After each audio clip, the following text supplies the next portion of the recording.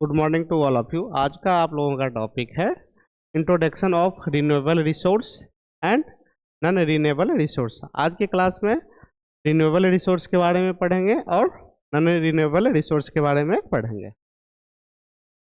सबसे पहले है introduction. Natural resource are materials provide by nature that humans use for life and development.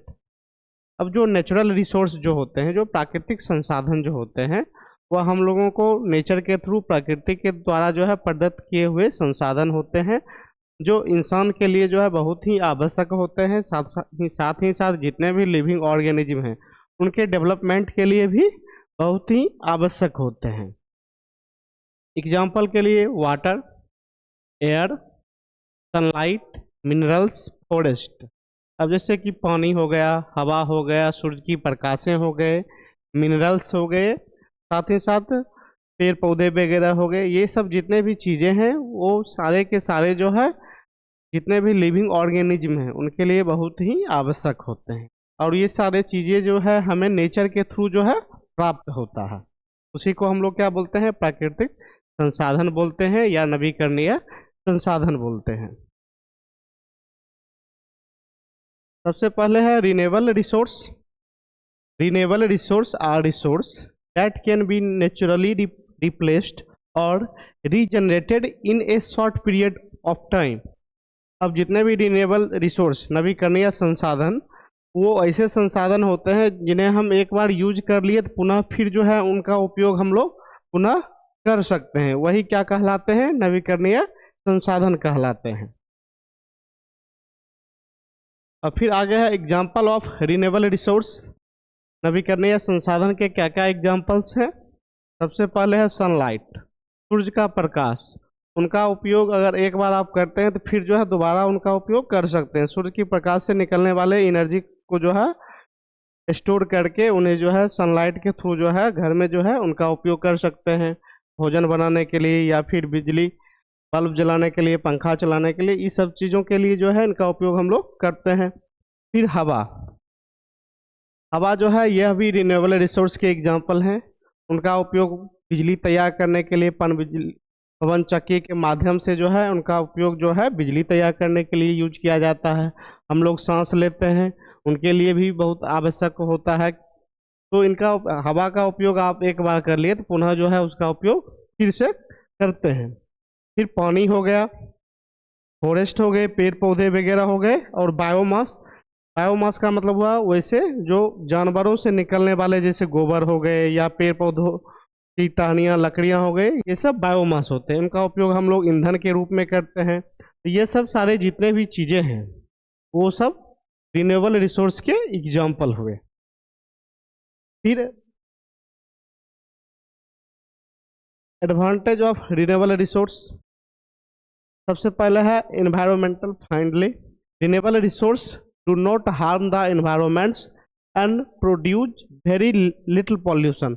अब renewable resource ऐसे resource होते हैं जिनका उपयोग हम लोग अपने जीवन में करते हैं, साथ ही साथ यह हमारे एनवायरमेंट के लिए हानिकारक नहीं होते हैं। Do not run out easily. अब इनका उपयोग अगर आप एक बार कर लिए तो पुनः उपयोग इनका आप लोग करते हैं। They are naturally replaced by nature. या नेचर के माध्यम के थ्रू जो है यह पुनः जो है तैयार हो जाते हैं। तो दे can be used for a long time. और इनका उपयोग जो है लंबे समय से जो है जनरेशन बाय जनरेशन करते हुए आ भी रहे हैं। फिर थर्ड है रिड्यूज पॉल्यूशन। यह पॉल्यूशन को कम करते हैं। They produce less smoke and harmful gases keeping air and water clean. जितने भी हानिकारक गैसें हैं उन सब गैसों को क्या करते हैं? ये कम करने का काम करते हैं ताकि हमारा हवा और पानी जो है वो स्वच्छ रहेंगे। फिर आगे है सस्टेनेबल फॉर फर्दर जनरेशन। या आगे आने वाले जनरेशन के लिए भी जो है बहुत ही आवश्यक होते हैं। They can be use today without finishing, तो future generations can also use them. अब जितने भी रिन्यूएबल रिसोर्स जो होते हैं, प्राकृतिक संसाधन जिसको नवीकरणीय संसाधन भी बोलते हैं, वह एक जनरेशन से दूसरे जनरेशन, पीढ़ी दर पीढ़ी चलते हुए आ रहे हैं, जिनका उपयोग जितने भी पृथ्वी पे रहने वाले जीव जंतु है वो सारे के सारे इनका उपयोग करते हैं, जैसे कि हवा हो गया, पानी हो गया, सूर्य की प्रकाशें हो गए, ये सारे के सारे जितने भी रिन्यूएबल रिसोर्स है उनका उपयोग जनरेशन बाय जनरेशन यूज करते हुए आ रहे हैं। ये कभी समाप्त होने वाले संसाधन नहीं है। फिर आगे है non renewable resource. Non renewable resource are resource that take millions of years to form and can not be replaced quickly. अब जितने भी और नवीकरणीय संसाधन होते हैं, ये संसाधन को बनने में जो है लाखों वर्ष लगते हैं, और ये एक बार अगर समाप्त हो जाते हैं तो दोबारा बनने में इन्हें जो है मिलियंस ईयर्स टाइम लगते हैं। ऐसे संसाधन को क्या कहते हैं? और नवीकरणीय संसाधन बोलते हैं, नॉन रिन्यूएबल रिसोर्स बोलते हैं। Example of non renewable resource, सबसे पहले है कोल। एक बार इसका उपयोग कर लिए तो फिर दोबारा इसका उपयोग करने में जो है इसको तैयार होने में लाखों वर्ष लग जाएंगे। पेट्रोलियम का उपयोग एक बार यूज कर लिए तो फिर दोबारा इस पेट्रोलियम को बनने में जो है बहुत ज़्यादा टाइम लगेगा। अब हवा एक बार उपयोग कर लिए तो फिर दोबारा जो है उसका उपयोग इजली कर लेते हैं। पानी जो कभी समाप्त होने वाला ही संसाधन नहीं है। नेचुरल गैस से हमारा भोजन तैयार होता है, उनका उपयोग आप एक बार कर लिए तो फिर वो समाप्त हो गए, फिर उन गैसों को बनने में लाखों वर्ष लगेंगे। मिनरल्स वगैरह, मेटल्स, सोना, चांदी, लोहा, ये सब का उपयोग होने के बाद जो है दोबारा इन्हें तैयार होने में लाखों वर्ष लगते हैं। तो अनवीकरणीय संसाधन ऐसे संसाधन होते हैं जिनका उपयोग आप एक बार कर लिए तो फिर उन संसाधनों को तैयार होने में जो है लाखों वर्ष लग जाते हैं। वही क्या कहलाते हैं? और नवीकरणीय संसाधन या नॉन रिन्यूएबल रिसोर्स कहलाते हैं।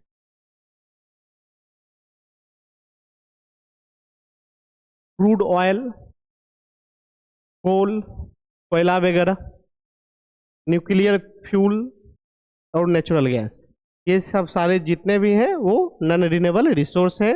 उनका उपयोग हो जाने के बाद इन रिसोर्स को तैयार होने में बहुत सारे टाइम्स लगते हैं, तब जाके ये तैयार होते हैं। फिर आगे है disadvantage of non renewable resource. Limited supply. Non renewable resource are available in limited amount in nature. अब जितने भी नॉन रिन्यूएबल रिसोर्स हैं वो सब लिमिटेड अमाउंट में हमारे पृथ्वी पे प्रेजेंट है, जिनका आप एक बार उपयोग कर लिए तो फिर दोबारा उन्हें बनने में लाखों वर्ष लगेंगे। Cause pollution, their use release smoke and harmful gases that pollute the environment. अब जितने भी नॉन रिन्यूएबल रिसोर्स हैं उनके निकलने वाले धुआं जो है वो हमारे एनवायरनमेंट को क्या करते हैं? दूषित करने का काम करते हैं। यह उनके डिसएडवांटेज है। Increases global warming, they release gases like carbon dioxide that increase the earth temperature. अब उस धुआं से निकलने वाले जो भी कार्बन डाइऑक्साइड गैसेज है वो हमारे एनवायरनमेंट के टेम्परेचर को क्या करते हैं? हाई करते हैं, जिसके वजह से क्या होगा? हमारे एनवायरनमेंट का टेम्परेचर जो है, हमारे वातावरण का टेम्परेचर जो है वो हाई हो जाता है। देन आइस धीरे धीरे क्या होगा? वो पिघलना स्टार्ट हो जाता है, जो हमारे एनवायरनमेंट पे भी इफेक्ट डालने का काम करता है। Will finish one day, they resource take millions of years to form, so they may finish the future। अब ये जितने भी नॉन रिन्यूएबल रिसोर्स है उनका उपयोग जो है लिमिटेड किया जाता है। अगर एक बार आप उसका उपयोग कर लिए तो वो समाप्त हो गए।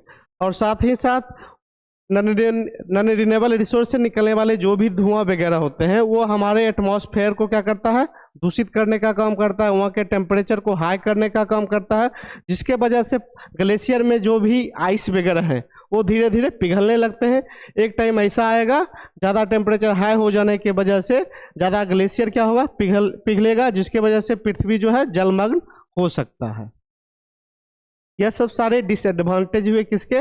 नॉन रिन्यूएबल रिसोर्स के। फिर है difference between renewable and non renewable, मतलब नवीकरणीय संसाधन और नवीकरणीय संसाधन में क्या अंतर है? तो renewable can be replaced quickly. अब नवीकरणीय संसाधन जो है वह पुनः उसका उपयोग हम लोग करते हैं, इजीली कर लेते हैं। अगर एक बार सांस ले भी लिए तो फिर दोबारा सांस लेंगे तो हवा मिल जाएगा। एक बार पानी पी लिए तो फिर दोबारा पानी इजीली मिल जाएगा। क्या? क्योंकि ये समाप्त होने वाला चीज नहीं है। Non renewable can not be replaced quickly. Non renewable संसाधन जो होते हैं उनका उपयोग आप एक बार कर लिए तो उन्हें तैयार होने में बहुत ज़्यादा टाइम लगता है। क्या? एक बार पेट्रोल यूज कर लिए फिर वो पेट्रोल को बनने में कितना टाइम लगेगा। फिर आ गया है रिन्यूएबल इन्वायरमेंट फ्रेंडली। प्राकृतिक संसाधन जो होते हैं वह हमारे इन्वायरमेंट के लिए एक तरह से फ्रेंडशिप का काम करते हैं। Non renewable cause pollution, non renewable resource जो भी हुए नवीकरणीय संसाधन, उससे क्या होता है धुआं वगैरह जो है निकलते हैं, कार्बन डाइऑक्साइड वगैरह निकलता है, जिससे क्या होता है हमारा इन्वायरमेंट जो है वो पॉल्यूट होता है, दूषित होता है। देन कंक्लूजन, अब निष्कर्ष क्या निकला? Both resource are important for human life. दोनों रिसोर्स जो है, दोनों संसाधन, ये नवीकरणीय संसाधन और नवीकरणीय संसाधन, दोनों संसाधन जो है ह्यूमन के लिए, इंसान के लिए बहुत ही आवश्यक है, क्योंकि दोनों के बिना जो है पृथ्वी पे जीवन जीना पूर्णतः नहीं माना जा सकता है। क्या? We should conserve resource and use renewable energy more to protect the environment. अब जितने भी रिन्यूएबल एनर्जी जो होते हैं वह हमारे पृथ्वी पे क्या करते हैं, पृथ्वी को प्रोटेक्ट करने का काम भी करते हैं। जितने भी प्राकृतिक संसाधन हैं वो हमें पृथ्वी को क्या करते हैं, प्रोटेक्ट करते हैं, सुरक्षा देने का काम करते हैं। अगर हवा पृथ्वी से समाप्त हो जाएगा तो इंसान जीवित रह पाएगा? जितने भी लिविंग ऑर्गेनिज्म है जीवित रह पाएगा? नहीं रह पाएगा। तो आज के लिए इतना ही। Thank you so much.